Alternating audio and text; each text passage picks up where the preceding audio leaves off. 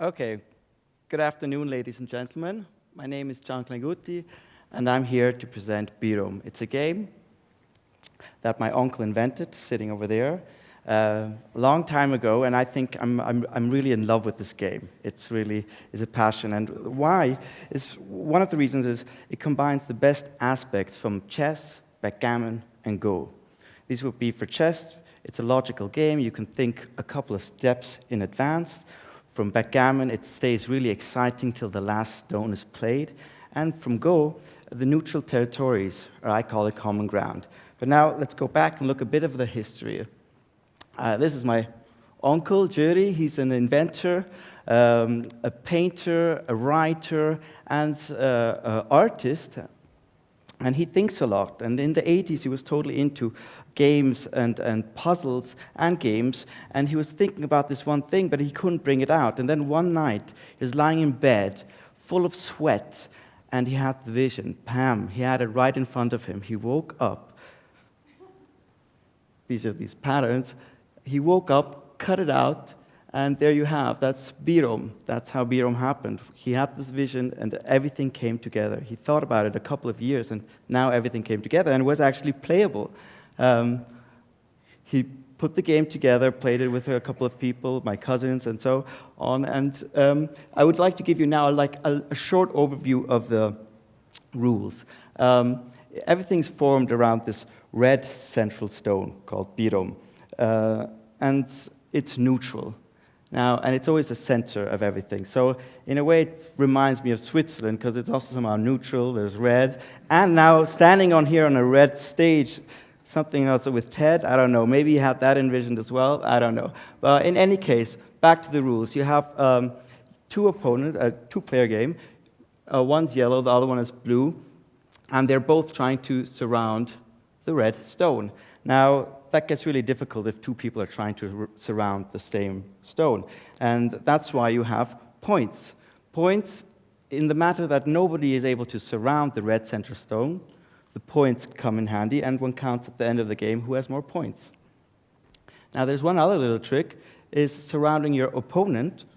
If you surround your opponent, you can take it out, use his stone at the end, and you have a stone more, so that's a big advantage. Actually, that's a really big advantage, and making points are also a really big advantage. Now, so since those are really big advantages, there's something in this game that's called common ground, or neutral territories. Now, I really, really love this idea of common ground, because what does that mean? It means if, for instance, someone's able to surround the opponent, he gets the stone, he can take it out. Now, that's a huge advantage. And the space that is left over, the empty space, is common ground. It still connects blue. Now, for instance, make points. If you make a point, if you take a stone and put it and create an empty space, you can fill that space with your points. Now, those points, although they are yours, your opponent can use them to connect his colors. And sometimes at the end of the game, he only won because the points you actually made. Now, I love that idea. And I think that's also, for our century, and everybody's been talking about this also here at TED, I think this is just an amazing idea.